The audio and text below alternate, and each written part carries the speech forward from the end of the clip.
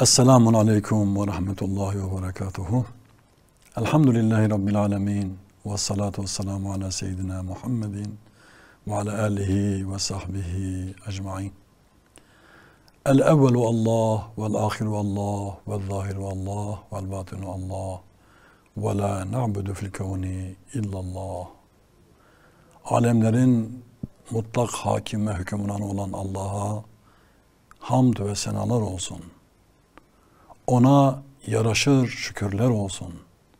O Efendimiz, o sahibimiz, o yegane Rabbimiz. O bizi yaşatandır, yedirendir, içirendir. Kulluğumuza uygun imtihan sahası açandır. Ona ram olmamız için sebepler yaratandır. Onun üstünlüğünü, onun izzet ve celalini, onun kudretinin tecellisini görelim diye bizi yaratandır, bizi secde etmekle şereflendirendir. Ona sonsuz hamd ve senalar olsun. O ki insanlığı muhatap aldı, onları yalnız bırakmadı. İçlerinden peygamberler gönderdi ve nihayetinde Hz. Muhammed Mustafa sallallahu aleyhi ve sellem'i gönderdi. O merhamet peygamberi, o ilahi emrin somut halini teşkil ediyordu. O örneklik teşkil ediyordu. O ümmetine önderdi, rehberdi. O yürüyen Kur'an'dı. O vahyin somutlaşmış, ete kemiğe bürünmüş haliydi.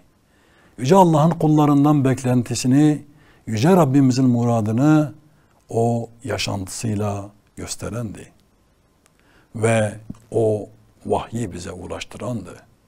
Ve bugün Kur'an-ı Kerim tüm ihtişamıyla Rabbimizin sözü olarak dimağlarımızda, kalplerimizde, hayatımızda, istikametimizde ve en önemlisi Allah'a giden yolda rehberlik makamında durmaktadır.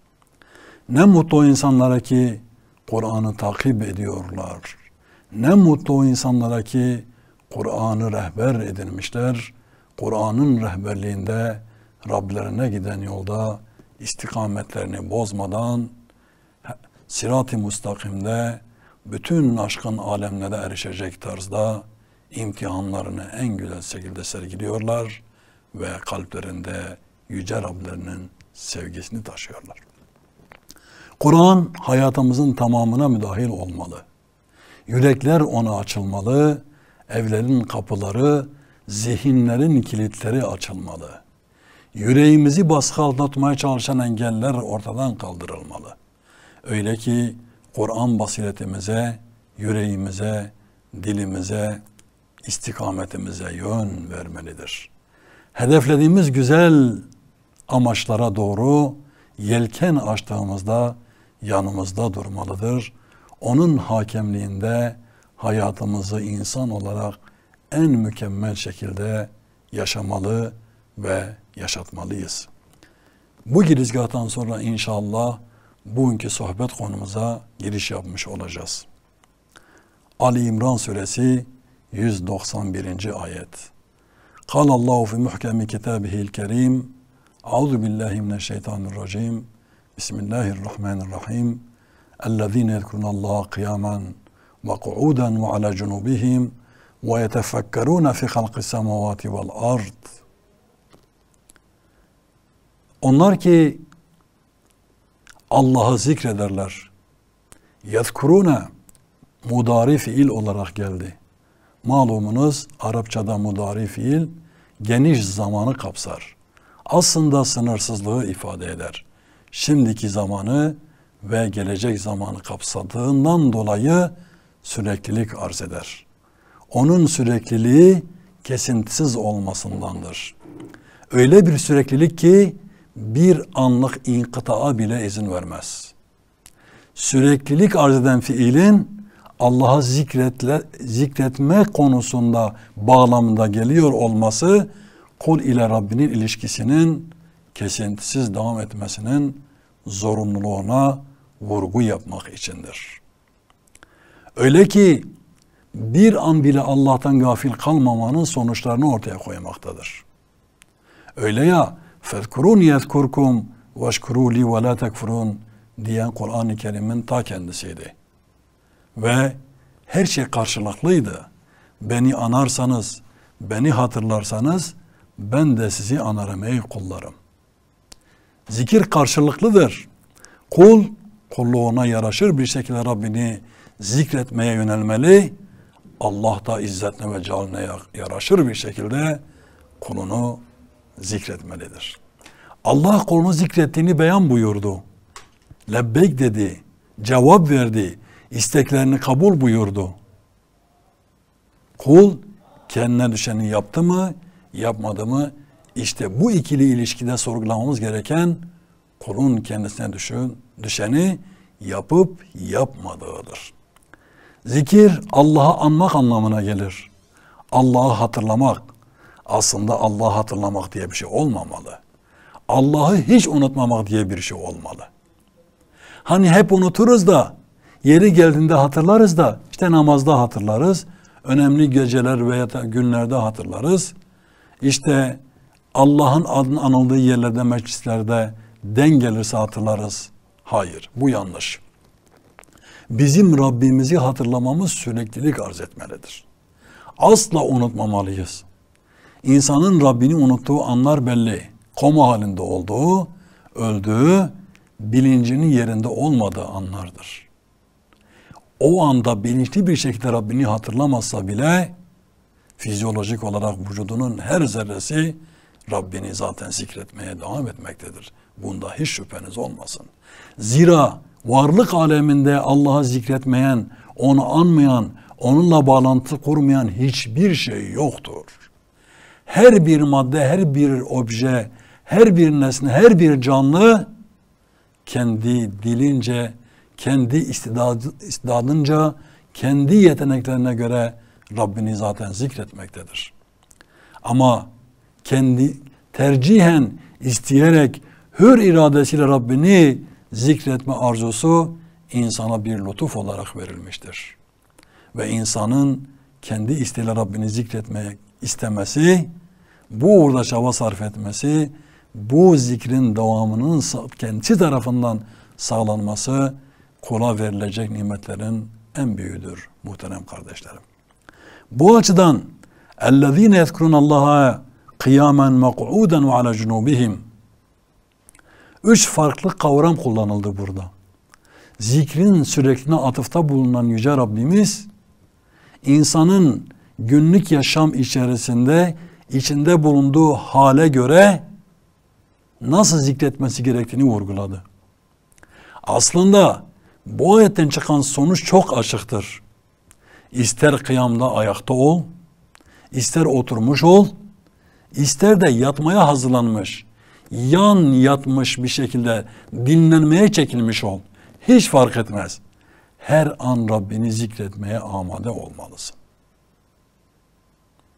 Günlük yaşam içerisinde Allah'ı unutman için sana bir ortam, bir hal bırakmıyor ayet-i kerime. Bakınız. يَذْكُرُ اللّٰهَ قِيَامًا Onlar ayaktayken, kıyam halindeyken, yürürken, koşarken, spor yaparken, çalışırken, yani ayakları üzerinde durdukları sürece uyanıkken, bilinçleri yerindeyken her an Allah'ı zikrederler onlar. Allah'tan bağları kopmaz. Onların kalpleriyle Rableri arasında bir bağ vardır. Biz buna rabıta diyoruz. Rabbi ile bağını kuvvetlendirmiş, güçlendirmiş. Kalbi kıpır kıpır Rabbini zikretmektedir. Bir an bile Rabbinden gafil olmamaktadır. Ha ben çalışıyorum, unuttum mazeretine sığınmamalı insan. Koşuyorum, enerji sarf ediyorum, ayağına yatmamalıdır. Her an Rabbi ile hemhal olacak bir ortam var. Zira ilişki kalp ile Allah arasındadır. Kalbe yansımış bir ilişki, bir zikir, vücudun tüm azalarını kapsamaktadır. Hayatın tamamına yansımaktadır zaten. وَقْعُودًا Oturdukları zaman, dinlenmeye çekildikleri vakit enerjilerini sarf etmiş, dinlenmeye çekilmiş, oturur vaziyetteyken bile Rableriyle olan ilişkilerini devam ettirmelidirler. Hani uhdesine şöyle bir mana da almaktadır aslında. Allah'ı zikretmek için özel bir an yoktur. Birilerinin ehli kitabın iddia ettiği gibi ruhbanlık sınıfını da yok sayacak tarzda genişletilmiş. Her an hangi durumda olursan ol Rabbini zikretmek için bir sebebin vardır. Allah'ı zikretmek için özel bir bölmeye, özel bir yapıya, özel bir odaya ihtiyacın yoktur.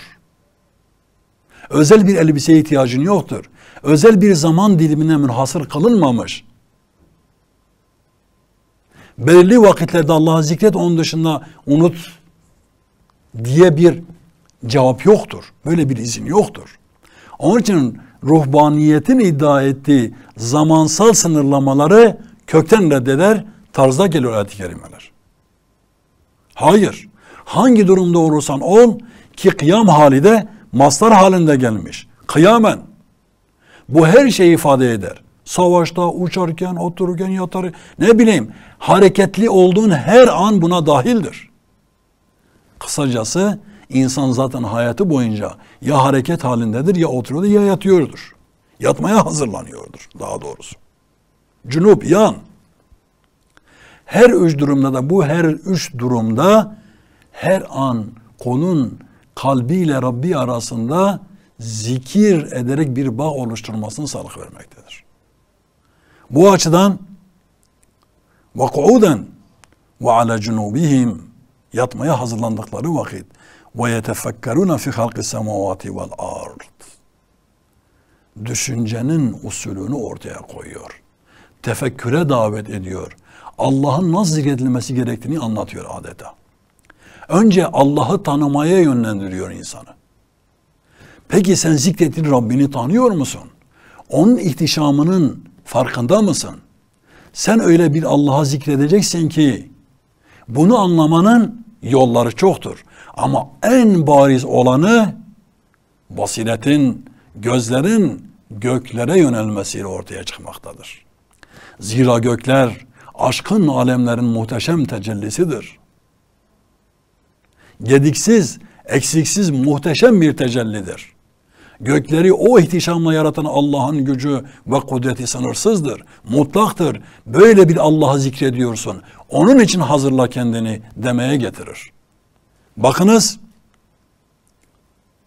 يَتَفَكَّرُونَ فِي خَلْقِ السَّمَوَاتِ وَالْاَرْضِ onlar göklerin ve yerin yaratılışını düşünürler, tefekkür ederler.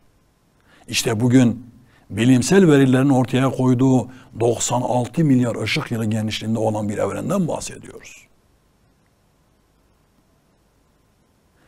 100 milyarlarca galaktik yapıdan, her biri galaktik yapı içerisinde milyarlarca güneşten, güneş sistemlerinden bahsediyoruz.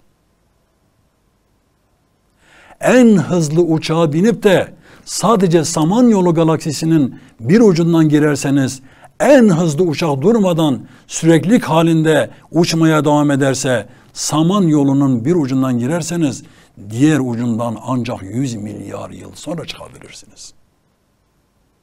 Ve 100 milyarlarca galaksiden bahsediyor bilim insanları. Böyle bir evrenleri, paralel evrenleri yaratan bir güçten, bir kudretten bahsediyoruz. İşte o alemlerin Rabbi olan Allah'tır. Onun için kimi andığınızı, kimi düşündüğünüzü, kimi zikretinizi biliniz de öylece yapınız zikrinizi. Bu kuru bir anma değildir. Bu yan gelip rahatlıkla yapacağınız bir zikir değildir aslında. Kimi andığınızı, kimi düşündüğünüzü, kimi tefekkür ettiğinizi, neyi tefekkür ettiğinizi biliniz. İşte o kalple Allah arasındaki bağdır. İşte rabıta dediğimiz şey budur. يَتَفَكَّرُونَ فِي خَلْقِ السَّمَوَاتِ وَالْاَرْضِ göklerin ve yerin yaratılışını düşünürler. Haşa, Allah hiç boş işle iştigal eder mi? Boşuna yaratır mı haşa? Rabbena ma halakta hâzâ batila. Varacakları sonuç şu olacaktır. Rabbimiz, sen bu gördüklerimi, tefekkür ettiklerimi boşuna yaratmadın. Sen şu gökleri, şu evrenleri, şu uzayı, şu yeri, şu varlık alemini boşuna yaratmadın şüphesiz. Çünkü sen asla batılla uğraşmazsan, boşuna bir şey yaratmazsan, yaratılmış her şeyin sınırsız hikmetleri vardır. Ama bizim algımız kıt, bizim algımız zayıf olduğu için idrakten yoksun bir pozisyonda sadece kuru bir sözle Rabbimizi zikretmeye kalkışıyoruz. Ona yaraşır bir zikir yapamıyoruz.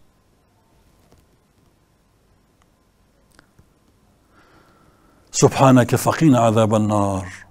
Rabbimiz seni tüm noksanlardan tenzih ederiz. Ne olur bizi cehennem ateşinden muhafaza eyle diye dua ederler. Zikrin usulünü ve vardığı sonucu ortaya koymaktadır. Onlar kıyam halinde.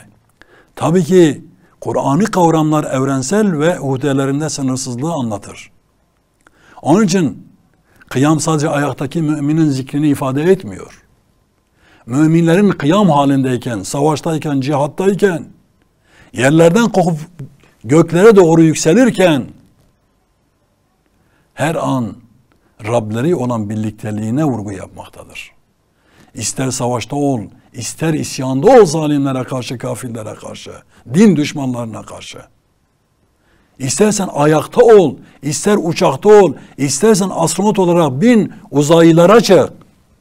Hiç fark etmez. Kıyam hali sınırsız bir enerjiyi, bir kıyamı anlatır. Bir dirilişi anlatır. Hangi pozisyonda olursan ol, senin Rabbine ihtiyacın vardır. Ondan bağımsız olamazsın. Bir tohumun bile topraktan, gökyüzünden bağımsızlığı yoktur. Tevhid her tarafı kaplamıştır. İnsanın tevhid bağlamı içerisinde Rabbi ile olan bağına vurgu yapmaktadır bu ayet-i kerimeler. Bir an olsa bile Rabbinden gafil kalamazsın. Kıyamda olma bir şey değiştirmez. Vak'uden sadece bir insanın, bir müminin oturduğu vaziyeti, hali anlatmaz. Oturdukları koltukları işgal eden kralları da anlatır. Yöneticileri de anlatır. İşgal ettikleri makamın üstünlüğüne bakılmaksızın hangi durumda olursa olsun Allah'a olan ihtiyaçlarını hatırlatır. Siz istediğiniz yüksek makamda olunuz. Hangi koltukta oturuyorsanız oturun, hiç önemli değildir. Allah'ın gücü karşısında bir hiçsiniz. Onu anmak, rabıta kurmak, onu zikretmek, ona sığınmak zorundasınız. Çünkü işgal ettiğiniz makamın onun açısından bir değeri yoktur. Kendinizi o makamda âli görmeyiniz. Güç sahibi görmeyiniz. Sizin hiçbir gücünüz yoktur. La havle ve la kuvvete illa billah. Hiçbir kudret, hiçbir güç yoktur. Allah'ın kudretinden başka, Allah'ın gücünden başka. Ve ala cunubihim. Bu normal durumu anlatır. İnsani durumu anlatır. Kral da olsan, reis-i cumhur da olsan, bütün dünyayı yönettiğini iddia etsen bile sonuçta yatmaya, dinlenmeye mecbursun. İster makamında ol, ister yatak odanda ol, ister oturma odanda ol. Kısacası hayatın tüm yelpazesinde her an kalbinin Allah demesi lazım. Zaten Allah'tan gafil duruma düşüp de kopuş başlarsa direnişi yitirmiş olursun. Kıyamını yitirmiş olursun. Kıyamın 5 kuruş etmez o zaman. İşgal ettiğin makamın 5 kuruş etmez. Zira Allah'ı kaybeden her şeyini kaybetmiştir. Şah damarından daha yakın olan Rabbini unutma gafletine düşmeyi başaran bir insanın artık dirilmesi, kıyama kalkması, kendi ayakları üzerinde durması mümkün olmayacaktır muhterem kardeşlerim. O açıdan hangi durumda olursak olalım Rabbimizle olan ilişkimizi kuvvetlendirelim. Onu unutmayalım. Allah kullarını asla unutmaz. Ama kul gaflete düşer de Rabbini unutursa Rabbini kaybeder. Böyle bir tehlikeyle yüze kalır. Çünkü Allah insana hür bir irade vermiştir. Allah'ı sevip sevmeme noktasında onu serbest bırakmıştır. Allah'ı zikredip etmeme konusunda onu serbest bırakmıştır. Ey insan, gaflete düşme. Senin Rabbinden başka hiç kimsen yoktur. Ve tefekkürle süsle bunu. Allah'ın kudretini görmek istiyorsan basiretini aç ve gökyüzüne bak. Göklere bak. Aşkın alemlere bir nazar eyle. Şu ihtişamı görüyor musun? İşte bu ihtişamın sahibi Allah Azze ve Celle'dir. Anılmaya layık değil midir? Senin Allah'ı unutman, her an gördüğün gökyüzünü unutmandan daha kötü bir şeydir. Çünkü sürekli nazarlarına vermiş Allah ihtişamını, kudretini, tecelligahlarını. İsim ve esmasının tecellilerini senin gözüne sokmuş, beynine sokmuş, kalbine yerleştirmiş. Her an gökyüzüne baktığın halde sen nasıl bu eserin sahibini unutursun ki? Nasıl böyle bir gaflete düşersin ki? Onun için tefekkür rabıtada olmazsa olmazdır. Tefekkürsüz bir zikir sadece dille yapılır. Kalple bağlantısı yoktur bunun. İnsanın riyakarlığa bile sürükler. Şekilseldir. Niteliksel değildir. Allah müminin kalbine bakar. Gözlerine değil basiretine bakar. Onun için basiret maddi perdelerin arasındaki ihtişamı görebilmektir. Hikmet bunu gerektirir. Hikmetle baktığımızda Rabbimizle olan rabıtamızın harikulade bir düzeye taşındığını görmüş olacağız. O halde kıyam halindeyken, ayaktayken, otururken ve yatarken hangi durumda olursak olalım Rabbimiz olan ilişkimizi kuvvetlendirmeye çalışalım. Kalbimizin kıpır kıpır alacağı hale gelmesi için Rabbimizin kudret tecelligahını görmeye çalışalım. Ve yaratılmış olanların boşuna yaratılmadığı bilincine erişmek Rabbimize olan sevgimizi, aşkımızı daha da pekiştirecektir diye düşünüyoruz. Subhaneke fakine azaben nar. Rabbim seni tüm noksanlıklardan tenzih ediyoruz. Eserlerinde hiçbir noksanlığı olmayan, hiçbir eksikliği, gediği olmayan, ihtişamın, bu sanatın sahibi Yüce Allah'ın tenzih edilmesi gerekmiyor mu? İşte onu tenzih etme zikrin en güzellerinden bir tanesidir. Adeta böyle zikredin Allah'ı. Bu ihtişamı gördükten sonra öyle yapmamızı ister gibi Subhaneke, Rabbimiz seni tüm noksanlıklardan tenzih ediyoruz. Fakine azaben nar. Bizi cehennem ateşinden koru. Öyle latif bir ayet ki sanki herkes cehenneme gidecek de herkes cehennemlik de Allah dilediğini, merhamet ettiğini kurtarmaktadır. Aslında böyledir. Hiç kimse kendi ameliyle, kendi yaptıklarıyla cehennemden kurtulmayı başaramaz. İlla ki Rabbimizin merhameti, lütfu keremi ve ihsanı olmasın. Onun için Rabbimizin rahmetini umut ediyoruz. Onun gazabından, onun rahmetine sığınıyoruz. Ya Rabbim bizi Kur'an'la yaşat, Kur'an'la öldür ve Kur'an'la dirilt. Sadakallahul aliyyul azim. Subhan rabbike rabbil izzati amma yasifun. Ve selamun alel murselin. Velhamdülillahi rabbil alemin.